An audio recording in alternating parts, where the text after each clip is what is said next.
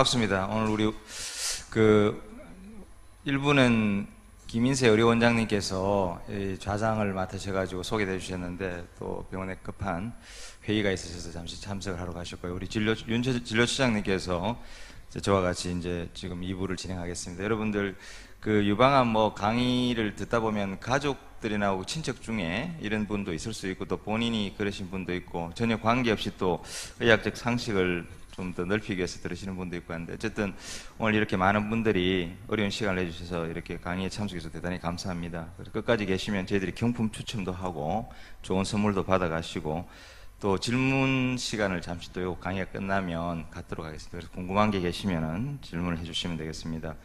먼저 수술적인 요법에 대해서는 우리 외과에서 어떻게 하면 우리가 유방을 잘 보존하는 그런 수술을 통해서 사실 여성에 있어서는 가장 중요한 겁니다. 얼굴 다음으로 중요한 부분이기 때문에 유방 수술을 하더라도 얼마나 유방을 잘 보존해줘야 되는 것, 우리 남성들은 모른다 그러더라고요. 남자들은 모른답니다. 그러나 여성분들은 너무나도 그게 중요하기 때문에 거기에 대해서 우리 외과 우리 과장님께서 잘 설명을 해주셨고요. 그 다음에 이제 유방 수술을 하고 나면 우리 유 교수님도 말씀하셨지만 항상 그 잔존 질환이라고 있습니다. 우리가 수술을 했다고 해서 끝 이러면 제일 좋죠. 그럼 걱정할 필요도 없는데 수술이라는 것은 눈에 보이는 걸 제거하는 겁니다. 암이라는 것은 눈에 보이지 않게 있다가 그것들이 어떤 이제 계속해서 시간이 지나면 배가 시간이 있어서 이렇게 2배로 늘어나면서 어느 정도 숫자가 늘어나면 이제 그것들이 0.5cm, 1cm 이러면서 이제 덩어리가 되는 겁니다. 그렇기 때문에 숨어있는 암을 수술로서 방사선을 완전히 제거하기는 쉽지는 않습니다. 아주 초기 운이 좋아서 아주 초기 같으면 모르겠지만 그런 경우는 진단도 잘 안 되거든요. 그래서 대부분 진단이 된 유방암을 수술이나 방사선 요법을 가지고 치료를 하더라도 어떤 숨어있는 암이 있을 수 있습니다. 그래서 그러한 부분이 이제 재발의 우려가 있기 때문에 저희들이 그런 어떤 수술, 그 다음 방사선 요법을 우리 국소 치료라고 합니다. 국소. 고기에 있는 병변만을 제거해 준다 해서 국소 치료라고, 저희 이제 종양내과에서 하는 전신 치료. 그러니까 혈액을 통해서 전 몸에 숨어 있다고 예상되는 암세포들을 다 찾아내서 없애기 위해서 약물을 쓰는 것이 전신요법이 되겠습니다. 그래서 저희들은 구원투수입니다. 구원투수. 이제 야구를 하면 선발투수가 있지 않습니까? 선발투수는 외과하고 방사선 종양에서 선발투수가 하다가 이제 마무리 좀 할 때 되면 저희들이 마무리를 해야 이제 게임이 끝나듯이 그래서 마무리 투수 역할을 하는 것이 저희 혈액종양내과가 되겠습니다. 그래서 유방암의 최신 치료법에 대해서 가장 최근에 많이 저희들이 이제 대두되고 있는 그런 어떤 부분들 위주로 해서 제가 말씀드리도록 하겠습니다. 근데 순서는 이게 좀 사실 의사 선생님들을 대상으로 해서 하는 강의도 아니고 또 의과대학생들을 대상으로 하는 게 아니고 환자 가족이나 그 우리 또 관심 있는 분들 대상으로 하다 보니까 이게 이 수준을 맞추기가 조금은 좀 애매모호했어요. 혹시 영어가 나온다 해서 기분 나쁘게 생각하지 마십시오. 그냥 이 워낙 의학이 좀 서양에서 들어오다 보니까 영어가 좀 있고 제가 우리말로 가능한 다 이제 자세히 설명드리겠습니다. 그래서 순서는 먼저 유방암이 그냥 유방암 이렇게 되는 게 아닙니다. 유방암도 굉장히 종류가 많은데 그 종류가 이전하고 많이 바뀌어서 그 유방암의 유전자라든가 그 유방암이 가지고 있는 여러 가지 생물학적인 소견이 앞으로 치료에서 너무너무 중요한 것으로 바뀌었습니다. 지금 치료법이. 그래서 유방암을 단순히 그냥 우리가 어떤 세포의 모양만 가지고 분류하는 것이 아니고 이런 그 유전자 혹은 분자 구조상에서 어떤 이상을 가지고 분류하는 그런 새로운 방법들이 이제 진단에 많이 이용되고 있고요. 그 다음에 이제 수술을 했단 말입니다. 수술을 했고 그 다음에 방사선도 받았는데 이 사람이 추가적으로 항암요법을 받아야 될 것이냐 말 것이냐 굉장히 중요하지 않습니까? 항암요법을 받았는데 효과도 별로 없고 고생만 할 것 같으면 안 받는 게 낫고 고생이 되더라도 효과가 있다면 받아야 될 것 같습니다. 그래서 누구에게 항암요법을 권하는 것이 좋을 것이냐. 그 다음에 이제 내분비요법. 유방암은 남자들에게는 한 1%밖에 안 생깁니다. 거의 99%가 여성인데 그 이유는 여성 호르몬. 유방암이 생기는 것은 여성 호르몬 때문에 생기는 것이 원인이 많이 되고 있기 때문에 남자들에게 있어서는 거의 없는 그런 여성 호르몬이 문제가 되면 이 여성 호르몬을 어떻게 잘 조절해 주냐. 이게 유방암 발생이 된 상황에서 어쩔 수 없지만 재발 방지에서는 굉장히 중요합니다. 그래서 이런 내분비요법, 여성 호르몬을 어떻게 억제해 주느냐, 이것들을 이제 우리 앞으로 또 이 부분에 대해서도 굉장히 중요합니다. 재발 방지를 해서 이 부분에 대해서도 이야기를 나누고, 그다음에 그런데 이제 계속해서 호르몬을 먹었는데 또 불구하고 재발한다. 이게 또 이러면 또 이게 다음 치료가 뭐 어떤 게 있을 수 있는지, 아니면 대처법이 있는지 없는지 이런 것도 궁금하지 않습니까? 그래서 내분비, 즉 호르몬요법을 했는데도 실패할 경우에 이제 새로 저번에 제가 한번 우리 건강대학하고 이럴 때 한번 말씀을 잠시 드린 적이 있는데, 표적 치료제라고 있습니다. 타겟 테라피라고 있는데 표적 치료제를 함으로써 이런 내성을 극복할 수 있어요. 그래서 쉽게 말하면 우리가 가지고 있는 무기는 상당히 많습니다. 예전에는 무기가 별로 없었는데 지금은 계속 의학이 발달해서 많은 무기를 가지고 있는데, 이 무기를 그냥 한 번에 다 쓰는 게 아니고 나에게 맞게끔 써야 됩니다. 그럼 나에게 맞게끔 쓰려고 하면 나에 대해서 가장 잘 아는 의사 선생님이 거기에 맞게끔 조언을 해주고 내가 선택을 해야 되기 때문에, 그런 어떤 그 의사와 환자와의 긴밀한 그 어떤 여러 가지 관계 형성, 그 다음에 정확하게 환자가 이해할 수 있도록 의사가 그 질환에 대한 분석을 통한 설명, 이런 것들이 굉장히 중요합니다. 뭐 대학병원 가면 여러분 금방이잖아요. 가서 의사 보다 보면 막 할 말도 생각 하나도 안 나고, 나오고 나면 다 생각나고. 그래서 저는 저 환자 보고 그러는데 들어올 때 적어서 들어라. 그 전날 선생님 만나면 요거 물어봐야죠. 딱 적어서 오면 짧은 시간이지만 대화를 하고, 또 궁금한 거 있으면 진료 끝나고 나서 저는 또 기다리시는 분은 다시 또 만나서 이야기를 나눠줍니다. 그래서 그런 어떤 본인의 질환에 대해서는 의사가 잘 알아야 되지만 본인도 알고 있어야 의사가 제안하는 그 의견을 충분히 잘 판단할 수 있는 그런 그게 되겠습니다. 그래서 오늘은 그런 부분들에 대해서, 사실 시간이 우리가 많이 강의 시간을 길게 가질 수가 없기 때문에 한 20분 내야 되니까 좀 간략하게 하고, 그리고 일회성으로 끝나지 않습니다. 저희들이 이래 이제 암특강을 한 달에 2번씩 해서 각종 암을 계속 반복해서 좀 할 것입니다. 교육은 반복을 통해서 할 때 교육이 되는 거지, 한 번 듣고 알 것 같으면요 뭐 다 박사 되죠. 근데 교육은 절대 사람은 다 까먹게 되어 있습니다. 그래 우리가 또 살고요. 나쁜 기억 끝까지 가져가 못 살잖아요. 미워서. 자꾸 사람 까먹게 되기 때문에 강의도 가능한 좀 반복해서 할 건데, 뭐 시간이 되시면 오셔서 들으면 결코 손해 보거나 뭐 그러지는 않을 것 같습니다.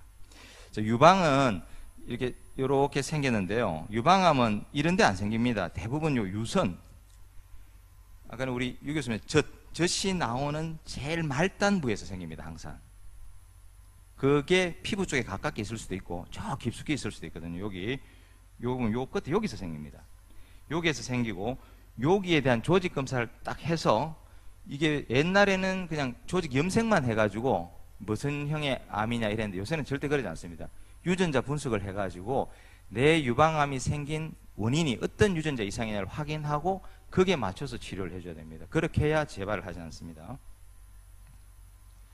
그래서 어떻게 하냐면 요새는 이제 질병이 어느 정도 있냐를 알기 위해서 조직 검사를 하고 있어서 CT도 찍고 뭐 MR도 하고 뭐 여러 가지를 해서 이제 크기라든가 조직학적으로 이 잘 자라느냐, 등급도 매기고 모양이 어떻느냐, 임파선이 가 있느냐, 혈관을 몇 개나 치면 이런 것들을 다 이제 평가를 합니다. 이런 걸 우리 임상적인 평가를 하고요. 그다음 병리적인 평가. 아까 말했듯이 유전자 분석을 통해서 혹은 특수 염색을 통해서 이 원인이 되는 유전자 변이가 뭐가 있는지를 확인하는 이런 병리 소견. 이 두 개를 다 확인을 해가지고 이제 1기, 2기, 3기, 4기까지 병기도 결정하고, 그 다음에 내가 가지고 있는 내 유방암의 유전자 이상이 재발을 잘 하게 하는 그런 유방암이냐는 것을 확인하고 나서는 개별적입니다. 뭐 유방암 치료 A, B, C, D 있다 해서 A, B, C 똑같이 안 합니다. 다 다르게 합니다. 그래서 어떤 사람이 와서 나는 뭐 A 병원에 가서 치료 잘 받았다, 내가 똑같은 치료를 받는 게 아닙니다. 이런 것들을 보고 각각 맞게끔 치료를 해줘야 됩니다. 그리고 분류를 보게 되면 우리가 그냥 옛날에는 유방암이다 이러면 이제 수용체, 호르몬 수용체가 있는 유방암이냐 없는 유방암이냐, 그 다음에 유전자 이상 있느냐 없느냐, 이렇게만 쭉 20세기 우리가 1900년 90년대까지 이렇게 했습니다. 근데 2000년도 들어와서는 가장 핵심적인 게 이제 유전자 분석을 통해서 이제 영어로 이제 루미나라는 관입니다. 소위 말하는 유선 젖이 나오는 관이라고 할 수 있죠. 이것이 A 타입이냐 B 타입이냐, 그 다음 유전자가 HR 허라고 하는데 허2라는 이런 유전자 이상이 있느냐, 아니면 수용체, 호르몬 수용체도 없고 유전자 이상도 없는 트리플 네가티브입니다. 트리플 네가티브로 3개 다 음성인 그런 유방암 있습니다. 그래서 이런 유방암의 종류를 이제는 단순한 그런 어떤 과거의 이런 염색이라든가 혹은 수용체만 가지고 하는 것이 아니고 분자 생물학적 방법에서 정확하게 앞으로의 치료 후의 반응이라든가 이런 것들이 어떤 영향을 미칠까를 보고 이렇게 구분을 하게 되어 있습니다. 이게 이제 아주 어려운데요. 이 옆에 나오는 전부 유전자입니다. 이런 유전자 중에 빨간 게 요게 나온다. 빨간 게 나오면 이렇게 진하게 나오면 빨간입니다. 요렇게 나오면 요 유방암이 되고, 그 다음에 이런 유전자가 많이 나오는 게 되면 이제 요게 루미널 B가 되고, 이런 식으로 우리가 굉장히 복잡한 진 프로파일이라고 합니다. 이런 걸 가지고 검사를 통해서 유방암을 정확하게 진단합니다. 그래서 완전히 진단 자체가 1990년대나 2000년대 초반하고 완전히 달라졌고, 지금은 이런 유전자 분석을 통해서 정확하게 내 유방암의 원인이 되는 이상이 뭔가를 확인합니다. 그래서 지금 이제부터 말씀드릴 것은, 대부분의 유방암은 여성 호르몬 수용체가 양성입니다. 그거에 의해서 이 유방암이 생기는 경우가 대부분이기 때문에, 제가 지금 이제 말씀드릴 것은 가장 흔한 여성 호르몬 수용체를 가지고 있는 유방암에 대해서 말씀드릴 것인데, 그것도 이제 A형하고 B형이 있습니다. 이 유전자 분석을 해보면. 그래서 요 위에 보이는 아주 진하게 파란 게 A형이고요, 조금 연하게 보이는 파란색이 B입니다. 똑같은 호르몬 수용체 양성 유방암인데 이 두 개는 생존율입니다. 이런 생존율이 엄청나게 차이가 납니다. 그러니까 A는 굉장히 좋은 유방암이고 B는 안 좋은 유방암입니다. 이걸 어떻게 구분하느냐? 유전자 분석을 통해서 구분할 수 있다는 것이 되겠습니다. 이 유전자를 분석하는 방법이 이렇게 온컵 타입 DX라든가 맘마프린트라든가 팜50 이런 방법이 있습니다. 이런 방법을 통해서 분석을 하게 되면, 자, 여기 보이는 이게 뭐냐면 16개 암 유전자입니다. 16개 유전자에다가 그 다음에 또 여기에 보면 5개 이제 우리가 레퍼런스를 참고 유전자를 해서 서로 비교를 합니다. 그래서 이런 것들은 점수가 올라갑니다. 이런 뭐 침습하는 거, 정식하는 거, 허투 유전자 이런 것들 있으면은 점수가 올라가고, 여성 호르몬 에스트로겐 이런 리셉터 있으면 요거는 또 점수를 깎아줍니다. 깎아주고, 이렇게 해서 점수 계산을 이렇게 합니다. 이런 복잡한 공식의 점수를 계산해서 내 점수가 18점 밑으로다, 이러면 나는 재발할 확률이 굉장히 낮은, 악성도가 낮은 유방암이고요. 내 점수가 30점이 넘는다, 이러면 나는 재발할 가능성이 좀 높은, 그래서 좀 더 강한 치료를 필요로 하는 유방암이라는 것을 알 수 있게 되겠습니다. 실제 우리가 환자 거의 한 700명 대상을 해보게 되면 요게 제일에 있는 빨간 요게 저위험군입니다. 내가 아까네 그 유전자 분석을 해보니까 나는 별로 재발할 확률이 없다니까 실제 16년대에도 거의 95% 이상이 잘 지냅니다. 요 호르몬 치료 하나만 해도. 근데 고위험군 같으면은 한 30%에서 재발하게 됩니다. 호르몬 치료에도. 그래서 이런 것들이 유전자 분석이 굉장히 중요하다. 이런 유전자 분석을 통해서 요 밑에가 고위험이거든요. 고위험이라고 생각되는 사람은 원래는 요렇게밖에 60% 정도, 10년 정도 되면 한 40%에서 재발을 하고 위험해지는데, 요런 고위험군 환자는 호르몬 치료 말고 항암 화학요법을 병행하니까 이렇게 10년 됐을 때 보니까 90%까지 좋아지더라는 거죠. 생존율이 올라가더라는 겁니다. 그래서 유전자를 분석해보고 내 유방암이 재발할 확률이 높다 싶으면 호르몬 치료만 하는 것이 아니고 플러스 항암요법을 같이 해서 내가 10년 뒤에도 재발하지 않도록 그렇게 해야 되겠습니다. 이거는 실제 항암요법을 해보니까 여기 보면 우리가 10년 동안 했을 거거든요. 보니까 뭐 항암요법 안 하고 그냥 본 사람은 한 50% 정도 재발하는데, 항암요법을 하니까 40%, 10% 정도 줄더라는 거죠. 그래서 항암요법은 재발도 줄이고 이 생존율도, 사망률도 확실히 줄입니다. 35%에서 30%로. 그래서 실제 우리가 그 유방암 환자들을 대상으로 해가지고 호르몬 양성인 사람들 해봤더니만, 여기 보면은 이제 호르몬 양성인 경우에 보통 우리가 이제 사망률이 한 32%쯤 됩니다. 근데 이 항암요법을 이런 경우 했더니만 25% 떨어지기 때문에 10년 동안에 유방암 사망률을 봤을 때 항암 치료를 하는 것이 아무것도 모르는 상황이 되게는, 뭐 옛날에 검사 안 될 때, 뭐 유전자 검사 이런 거 아무것도 안 될 때 그냥 환자들을 대상으로 항암 치료를 한 군하고 안 군하고 해봐도 했던 사람이 한 5%에서 한 10% 정도 10년 동안 더 살더라는 거죠. 그래서 우리가 유전자 분석을 해봤더니만, 자, RS라는 게 뭐냐면 재발입니다. 재발 점수가 낮은 사람, 여기 파란 거거든요. 요 약간 옅은 파란색이 재발 점수 낮은 사람이다. 이 재발 점수 낮은 사람이 90%가 유전자 분석을 했더만은 아까 말했던 루미날 A에 해당하는 유방암이더라는 거죠. 즉 우리가 유전자 분석을 통해서 루미날 A라는 유방암에 해당이 되면 이 사람은 재발할 확률이 굉장히 낮은 암이라는 것을 이 도표가 보여주는 것입니다. 근데 루미날 B라는 유전자가 많이 나오면 이 사람은 거의 90% 정도가 이 루미날 B에서는 재발할 확률이 높다. B에 해당하더라. 이래 됩니다. 지금 이 하이가 높다는 말이거든요.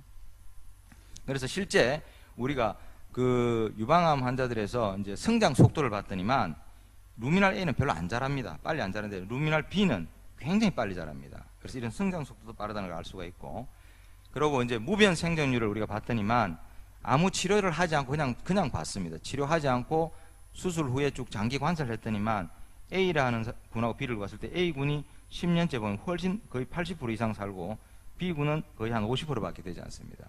그래서 이걸로 봤을 때도 확실히 루미날 A에 해당하는 유방암을 가진 사람은 굉장히 예후가 좋다는 걸 알 수가 있게 되겠습니다. 이것만 넘어가겠습니다. 그래서 그러면 이런 우리가 그 이제 수용체, 호르몬 수용체 양성인 유방암 환자들을 대상으로 수술을 하고 나서 이제 루미날 A든 B든 두 경우 다 내분비요법 호르몬 치료는 무조건 합니다. 호르몬 치료 자체는 세포를 죽이는 독성 치료가 아니고 우리 몸에 유방암이 성장하게 하는 여성 호르몬을 차단해 줌으로써 재발을 방지하는 거기 때문에 이 치료는 모든 유방암자에서 다 합니다.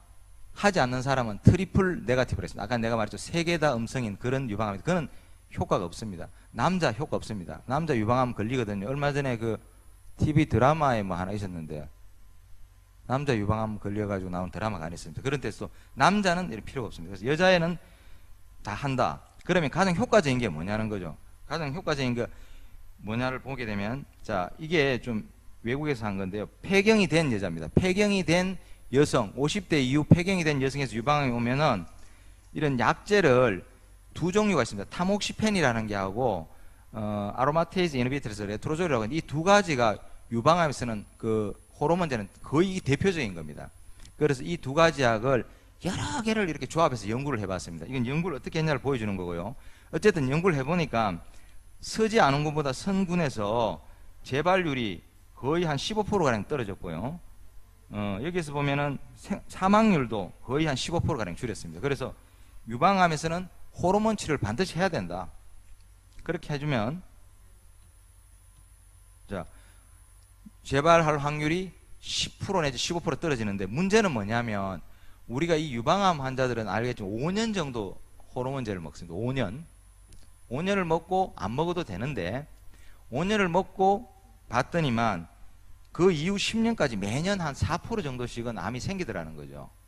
그래서 이런 경우에 한 5년을 더 먹이면 어떨까 이래서 10년까지 먹이는 연구를 해봤습니다. 10년까지 약을 먹도록 하자 해서 봤는데, 그래서 요거는 이제 넘어가고요. 여기 보면 이제 5년 동안 타목시펜을 먹고 나서 이제 그 위에 또 5년 더 먹은 사람, 안 먹은 사람, 이렇게 우리가 해봤더니만 여기 보게 되면 요 빨간 거는 5년만 먹은 사람이고요. 파란 게 10년 먹은 사람입니다. 10년 먹은 사람이 재발률이 한 5% 정도 줄더라는 거죠. 그리고 사망률도 한 3% 정도 줄더라. 그러면 3% 5%가 얼마나 뭐 크겠냐 이렇게 생각하지만 암이 재발하게 되면 치료하기가 용이하지 않습니다.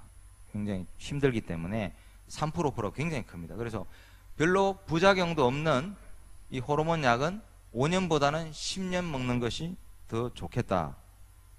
그런 말이고요. 그 다음에 어떤 사람이 그러면 이런 호르몬 약을 먹었을 때 더 효과가 좋겠느냐 하면, 여기 보면 임파선이 가 있는 사람, 그리고 유방암이 2cm보다 큰 사람, 요 두 사람이 보면 요거, 요거는 임파선이 안 가 있고 유방암이 2cm 미만이고, 요거는 임파선이 가 있고 유방암 크기가 2cm 이상인 사람입니다. 그래서 이 사람들은 시간이 지나면 재발할 확률이 이렇게 많이 올라갑니다. 알았죠? 2cm 임파선 가 있느냐, 임파선 있고 2cm 있으면은 굉장히 재발할 확률이 높다. 아니, 내 말은 아무것도 안 했을 때 말하는 겁니다. 그래서 내분비요법은, 자, 영어인데요. 미안합니다. 여기 풀이라는 것은 폐경 전에 유방암이 걸린 사람은 그 호르몬 약을 타목시펜이라는 약을 먹습니다. 타목시펜. 이런 뭐 이유가 있습니다. 이렇게 먹고 그 다음에 좀 이따 설명드리겠습니다. 근데 폐경 후, 폐경이 된 사람은 뭐가 먹냐면 요걸 약간 분홍빛 있죠. 아로마테이즈 이니비트라는 건데 레트로졸이라는 약을 먹습니다. 그리고 이게 뭐냐면 이 레트로졸은 에스트로겐이라는 호르몬 자체를 차단해 버립니다. 그러니까 내가 폐경이 되면 여성 호르몬 별로 안 나옵니다. 알고 있죠? 별로 안 나오고, 그래서 막 여성 호르몬 부족돼가 여자분들 밤마다 화끈거리고 막 뼈도 골다공증도 오고 막 그래 되는 겁니다. 아시겠죠? 그럴 경우에는 호르몬 양이 별로 없기 때문에 호르몬 자체를 억제해주는 레트로졸이라는 약을 먹어야 되고요. 근데 폐경 전이면 여성 호르몬이 많이 나옵니다. 생리도 하고 많이 나오기 때문에 그런 경우에는 여성 호르몬이 너무 많아서 호르몬 자체를 억제하는 약을 먹으면 효과가 없어요. 호르몬이 작용하는 부위를 억제시키는 약을 먹어야 됩니다. 그게 타목시펜이라는 약입니다. 아시겠죠? 그래서 폐경 전, 폐경 후에 먹는 호르몬 약이 다르다. 어쨌든 폐경 전이든 후든 호르몬 약은 먹어주는 게 원칙이다. 그 말씀이 되겠고요. 그러면 그렇게 약을 먹었는데도 또 재발하면 어떡하겠냐? 실제 재발을 할 수 있습니다. 그래서 그러면 이 호르몬의 작용하는 부위도 억제시켜주고 호르몬 자체도 차단해주는 거 말고 유방암이 자라게 하는 요소가 뭐냐? 그게 이런 세포 신호 전달 체계입니다. 암이 자라게 하는 세포 신호 전달 체계를 억제해주는 약을 먹어주게 되면 내분비 치료를 해서 재발한 환자들에게도 호르몬 이외에 다른 기전을 통해서 암이 자라는 걸 차단해 줌으로써 호르몬이 미쳐 서도 죽지 않는 암들을 충분히 제거할 수 있다, 이런 말이 되겠습니다. 이게 표적 치료입니다. 그래서 이런 표적 치료 중에 대표적인 게 이게 뭐가 3개가 있는데, 자, 요거 한번 보시죠. 제일 밑에 있는 거 CDK 이니비트라고 있는데, 이거는 보면 이 레트로졸이라는 그 호르몬 억제약을 쓴 경우 하나 하고 거기에다가 이 약을 추가한 두 군을 비교해 봤을 때 보십시오. 자, 레트로졸만 썼을 때는 평균 질병이 재발하지 않고 살 확률이 7.5개월인데 이 PD033299를 하니까 26개월이 되더라는 거죠. 병이 재발이 보통 26개월 뒤에 생기고 평균 생존율은 이 약을 먹은 군에서는 아직 평균에 도달하지 않았다는 거죠. 계속해서 지금 연구가 되고 있는데 굉장히 장기 생존하다는 거죠. 그래서 이 표적 치료제가 이 약이 개발됨으로써 유방암 환자에 있어서 호르몬만 썼을 때는 약 6개월 만에 있으면 재발하던 환자들이 적어도 2년 반이 지나도 재발하지 않는다는 겁니다. 그래서 굉장히 획기적인 겁니다. 그래서 지난 시간에도 말했지만 지금 항암 치료의 방향은 단순한 세포를 죽이는 항암제를 쓰는 것이 아니고 그 암의 원인이 되는 유전자만 선택적으로 억제해주는 표적 치료제를 함으로써 암의 재발을 확실히 억제시키고 부작용도 최소화시킴으로써 환자가 암을 극복하게 하는 그런 치료를 계속 지금 바뀌고 있고 그런 약들이 계속 나오고 있습니다. 그래서 우리가 꼭 알아야 될 것, 이제 거의 마지막인데요. 자, 호르몬 수용체 양성 유방암, 거의 여성 유방암은 거의 한 80% 이상 90% 다 이겁니다. 그런 유방암은 이런 유방암이라고 진단을 받아서 다 똑같은 게 아니다. 유전자 분석을 통해서 A인지 B인지를 알고 A면은 재발 확률이 거의 굉장히 낮기 때문에 호르몬 치료만 해도 되고 B라고 진단을 받게 되면은 호르몬 치료 플러스 항암요법을 같이 해주는 것이 좋다. 그리고 호르몬요법은 5년보다는 10년을 하는 것이 도움이 되겠다. 그 다음에 호르몬 치료를 하는데도 불구하고 다시 병이 재발할 확률이 높다고 생각되는 군에서는 아까 말한 표적 치료제를 써줌으로써 재발을 확실하게 방지할 수 있다. 그러므로써 이런 유전체 정보를 확인할 수 있는 검사를 반드시 해야 됩니다. 그래서 여러분이 유방암 아무 병원에 가서 하는 게 아니고 어느 병원에 가서 조직 검사를 하더라도 꼭 물어봐야 됩니다. 교수님, 내 유전자 검사 했습니까? 우리 병원 그런 거 못 하는데 하면 안 됩니다. 그 병원은 유방암 환자를 볼 수 있는 준비가 안 되는 병원입니다. 아시겠죠? 여러분 가서 뭐 몰라서 그렇게 하면 반드시 물어봐야 돼요. 내 유전자 검사 했냐고. 했으면 결과 좀 알려달라고. 그리고 그걸 세컨 오피니언입니다. 반드시 다른 전문의한테 물어보고 확인을 받아주는 게 좋습니다. 자, 그 다음에 이제 저희들 뭐 계속 여러분 아시겠지만 암 극복을 위한 시민 강좌를 매 한 달에 2번씩 2주 간격으로 하고 있는데요. 요번에 12일 날 전립선암을 하기로 되어 있습니다. 그리고 26일 날 위암을 하게 되어 있는데 요게 학회 간격에서 좀 바뀌었습니다. 그래서 12일 날 위암 강의를 하고요. 26일 날 전립선암 강의를 할 겁니다. 그래서 전립선암 강의는 우리 65세 이상 된 남성분들은 꼭 들어야 됩니다. 꼭 들어야 되고 위암은 우리나라에서 가장 많은 암 중에 하나이기 때문에 이것도 시간이 되시면 여기 바뀌었습니다. 아시겠죠? 일정이 바뀌었으니까 기억해 주시고 그 다음에 이제 마지막으로 꼭 알아야 될 거, 저희 병원에 우리 아까 강의하신 유성열 우리 온종합병 암센터장님께서 무료 상담소를 운영하고 있습니다. 그래서 암에 관련돼서 여러 가지 질문사항이 있으신데 뭐 사실 뭐 의사를 뭐 진료하지 않고는 만날 수가 없는 그런 어려움이 있기 때문에 저희들이 그런 암 환자와 가족이 암에 대해서 궁금한 것이 있을 때는 언제든지 저희들이 상담해 드리기 위해서 우리 유승열 교수님께서 정말 어려운 시간을 내셔가지고 암 환자 무료 상담소를 운영하고 있기 때문에 여러분들께서 혹시 궁금한 사항이 있으시면 언제든지 저희 우리 유승열 교수님 무료 상담소를 많이 이용해 주시면 고맙겠습니다. 이상입니다. 감사합니다.